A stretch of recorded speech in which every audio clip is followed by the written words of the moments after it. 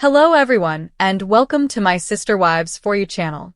I hope everyone is having a wonderful day. Before we begin, please hit the subscribe button and give this video a thumbs up. Sukanya Krishnan altered a little of history for Kody Brown and two of the four women he married at the conclusion of the longest-running season of Sister Wives. Suki provided an alternative account of an incident that arose in a book the five couples co-wrote. Over the years, that story from the book has remained constant. Sister Wives, perplexed by Kody Brown's appearance.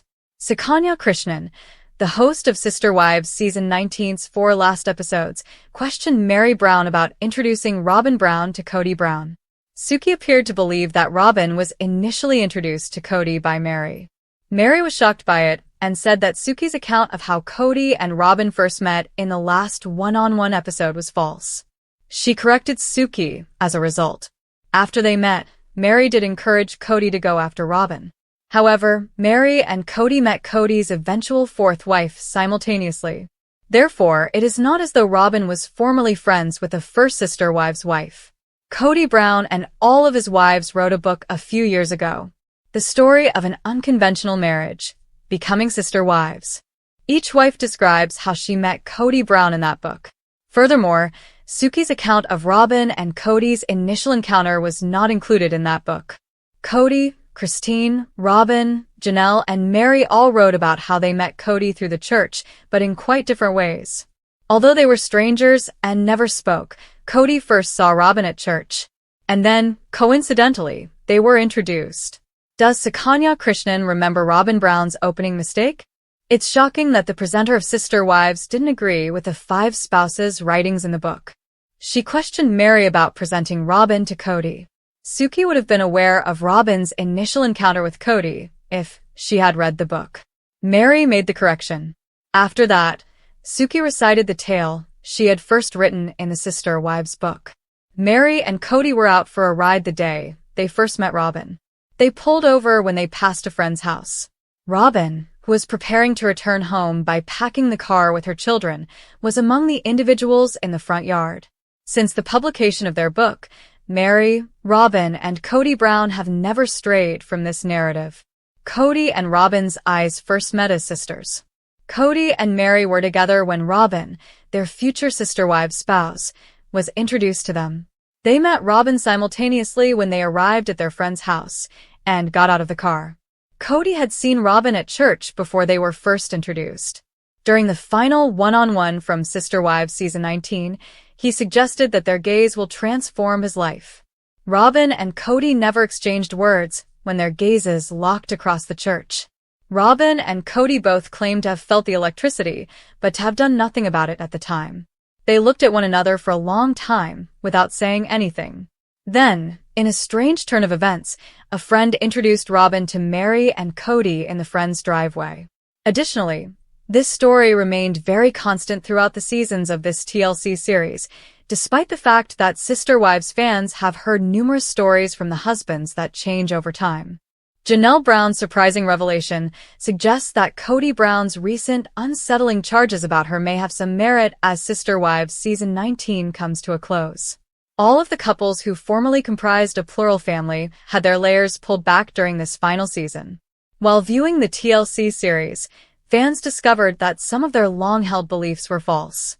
They also learned that the personalities of the Sister Wives' husbands were far more complex than they had ever thought.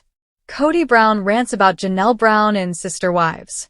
On the TLC show Sister Wives, viewers were accustomed to Kody Brown complimenting himself on being a wonderful husband. He appeared to believe that his wives had harmed him. However, Kody believed that Janelle Brown just used him for one thing. Kody lost his temper over Janelle. When Robyn Brown urged him to attempt to restore his marriage with Janelle, he gave this tirade as an excuse. He included Janelle Brown's request in his presentation. And he had had enough. According to the patriarch of Sister Wives, Janelle used him for his body. So Janelle isn't in love with me, Kody stated. I believe she finds me attractive. I have fantastic six-pack abs and beautiful pecs. However, she is only interested in that. Strong reaction to Kody's exaggerated self-esteem. The clip in which Kody Brown pretended to be a boy toy for Janelle Brown was viewed by the Sister Wives audience. Then, in response to Kody's exaggerated ego, the supporters hurled everything but the kitchen sink at him. We have been informed that Janelle and Kody had a more intellectual than a romantic relationship ever since the Sister Wives television series debuted. Meri Brown claimed that this really made things much simpler for her when Janelle became his second wife and joined the family.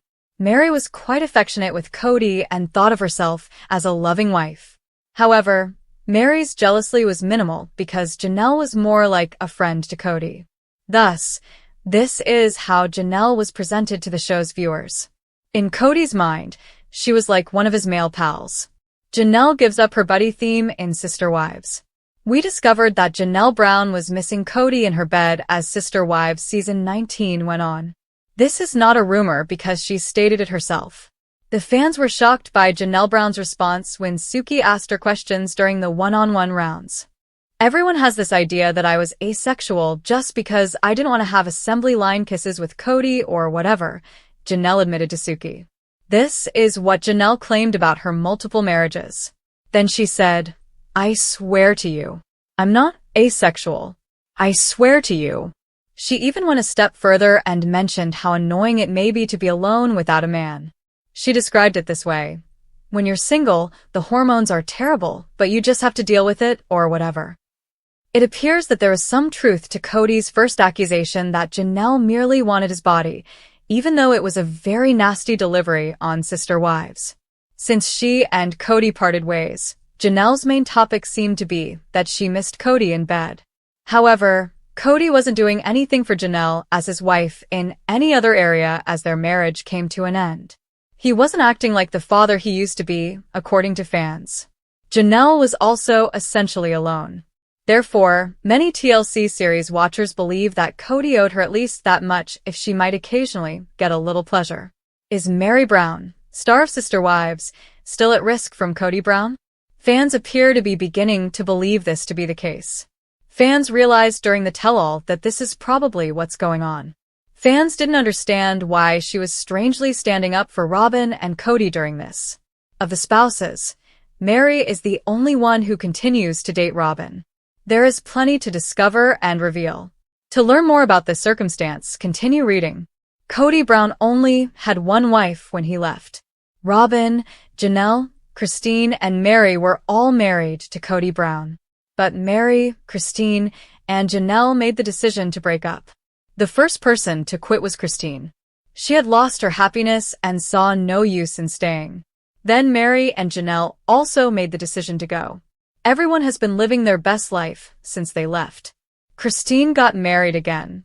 Janelle's passion for gardening is growing. In addition to taking care of themselves, all three are having fun with their kids. Their fans loved who they are now and were proud of them for leaving. Robyn Brown is an expert in managing. The sole surviving wife of Kody Brown is Robyn Brown. According to Kody, he has finished being polygamous and will never do it again. It didn't work out when he attempted it. He will thus not attempt it once more. But Robyn's fans have been over her since day one. They are tired of her and believe she is an expert manipulator. Additionally, many believe that her frequent tears are unfounded. Since the start, Robyn has been the least popular. Therefore, most people are not surprised by this. But because Robyn and Kody are both manipulators, they believe they are a match made in heaven. Is Meri Brown still at risk from her former husband? After witnessing her behavior on the tell-all, fans believe Meri Brown is still susceptible to Kody Brown. Before the one-on-one, I couldn't help but believe that Kody had taken Meri out to dinner. When she's around him, she always acts like a schoolgirl. That could account for her enthusiastic defense of Robyn and Kody in the one-on-one. Both of them are skilled manipulators. And I will never be persuaded by anything. Somewhere in the catfish problem, Robyn wasn't involved. The previous relationship remains ingrained in your mind until you enter a new one. Amos and the catfish further undermined Meri's confidence. She would quickly return to him. I was really saddened by her actions and remarks on this. She looked to have matured a lot, and then she was suddenly back to being all "look at me, Kody. You do realize that I'm the most popular ex-wife, Kody?" I'm so much superior to Christine and Janelle. Fans appear to believe that Meri and Kody could still be susceptible. That would explain her defense of Robyn and him at the tell-all. But this can also be the case because Meri and Robyn get along well. In any case, viewers are tired of the program and believe it should terminate. They believe they have very little left for them and are sick of hearing about the divorce nearly 3 years later. What are your thoughts on this? Is Meri still susceptible to Kody, in your opinion? Comment below with your thoughts. Your opinions on this matter would be greatly appreciated. When Suki Krishnan returned as the host of the Sister Wives Season 18 tell-all, fans were expecting raw truth, accountability, and a chance for the original wives, especially Janelle and Christine, to finally air their grievances without TLC filters. But what they got instead felt more like a carefully curated rewrite of history, with Suki's line of questioning subtly protecting Kody Brown's crumbling image and suspiciously amplifying the voices of only 2 wives, Robyn and Meri, in a way that had longtime fans furious and utterly baffled. What was supposed to be a cathartic unraveling of the family's collapse turned into what many have now branded as the Robyn Redemption Tour, with Suki leading the charge. Viewers couldn't help but notice the glaring imbalance. While Christine's empowerment arc and Janelle's emotional rawness were reduced to soundbites or steered away from deeper reflection, Suki appeared far more empathetic and patient with Robyn, allowing her extended, tearful monologues, emotional resets, and softly pitched prompts that painted her as the last woman standing in a broken family she tried to hold together. And when it came to Kody, the tone shifted even more drastically. Instead of challenging him on blatant contradictions, inconsistencies, or explosive moments aired throughout the season, Suki often nodded along or asked open-ended questions that gave him room to reframe narratives without pushback. Fans immediately took to social media, calling the tell-all softball journalism and accusing Suki of aiding a revisionist history campaign, especially after she allowed Kody to assert, with no immediate follow-up, that he had no choice but to become monogamous with Robyn because the other wives checked out, despite months of footage showing him ragefully driving them away with weaponized religion and emotional favoritism. Even more frustrating to fans was how Suki glossed over Meri's long-standing silence in the family while giving her a platform to mourn a spiritual marriage she had long ago emotionally abandoned. Some believe this was a deliberate pivot to set up Meri's next storyline, rehabilitating her image after years of criticism over catfishing scandals and her alleged mistreatment of the children. The real blow, however, came when Suki allowed Robyn to rewrite the narrative around her so-called victimhood, framing herself once again as the peacemaker, the one who loved the other wives the most, despite never living plural marriage in the same home, pushing for a nanny when others had to homeschool, and emotionally isolating Kody from his older children. Rather than pressing her on these contradictions, Suki seemed to validate Robyn's tears and even parroted phrases Robyn had used in the past, like "nobody wanted to sit at the table," turning what should have been a tough accountability session into a one-sided emotional showcase. Longtime fans weren't having it. Reddit threads exploded with side-by-side breakdowns comparing Suki's tone with Christine versus Robyn, screenshots of her most glaring omissions, and allegations that the network was trying to soften Kody's image to prepare viewers for a new spin-off, or, worse, to test the waters for a reboot that centers around Kody, Robyn, and Meri while fading Christine and Janelle into the background.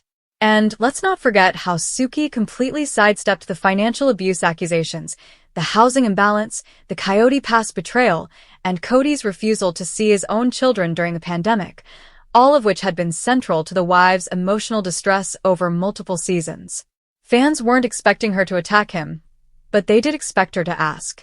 But instead, Suki allowed Kody to dominate the narrative, repeating old refrains about being the only one still married and carrying the emotional burden of keeping the family together, rhetoric that directly contradicted the raw emotional testimony of Janelle and Christine, both of whom had clearly been the ones begging for communication and fairness long before walking away. It's this lopsided storytelling that has fans believing Suki was either directed by producers to keep things PR safe for the network's golden couple, or, more worryingly, has become emotionally invested in the storylines she covers, choosing empathy over objectivity when it serves the show's more controversial players. Her refusal to mention or dig into Peyton's public accusations against Mary, Gwendolyn's claims about emotional abuse and favoritism, or the increasingly visible rift between Robyn's children and the rest of the Brown siblings only reinforced the idea that the tell-all had become less about truth and more about preserving brand-safe storylines for a fragile franchise teetering on implosion. The backlash wasn't just digital. Multiple entertainment outlets picked up on the trend, running headlines like "Suki goes soft on Kody," "Tell-all or cover-up," and "Fans accuse TLC host of polishing Robyn's halo." TikTok creators and Sister Wives commentators dissected every awkward pause and redirection Suki made, with many pointing out the deeply telling moment when she asked Kody if he felt betrayed by Janelle and Christine, implicitly framing their departure as a betrayal rather than a liberation. The bias was subtle, but it was there, woven into the fabric of every segment, every interview angle, and every question that went unasked. And yet, amid the outrage, there were also questions about why this rewriting is happening now. Is TLC preparing for a season 20 centered around a healing arc for Kody and Robyn? Is Mary being strategically reinserted into the narrative as a sympathetic figure after years of audience ridicule? Is Suki, knowingly or not, part of a larger production effort to pivot the franchise toward a more traditional structure, monogamy, redemption, simplified family dynamics, that can survive now that plural marriage has fallen apart? Whether intentional or not, Suki's selective focus effectively invalidated the most powerful voices from the past 2 seasons, Christine's clarity, Janelle's bravery, the children's pain, and that, fans say, is the greatest betrayal of all. In trying to rewrite the narrative to make Kody seem like a man who was left behind rather than one who pushed everyone away, Suki may have unintentionally shifted the show from reality to fantasy, and the viewers aren't buying it. The very women who carried the show for over a decade, who were emotionally abandoned, financially drained, and spiritually gaslit, deserved more than a surface-level sit-down led by someone unwilling to ask the hard questions. And for fans who followed this family through every baby, breakdown, and betrayal, it wasn't just disappointing, it was infuriating. They had waited all season to hear Christine tell Kody to his face what she had endured. They wanted Janelle to be asked about the RV, the food stamps, the real reason she said she had nothing after her split. Instead, they got tears from Robyn, eye rolls from Kody, and softball questions from a host who either didn't know the stakes or chose to ignore them. As season 20 looms, many wonder, will Suki continue to host, or will the backlash force TLC to bring in someone who demands truth over tears, facts over feelings?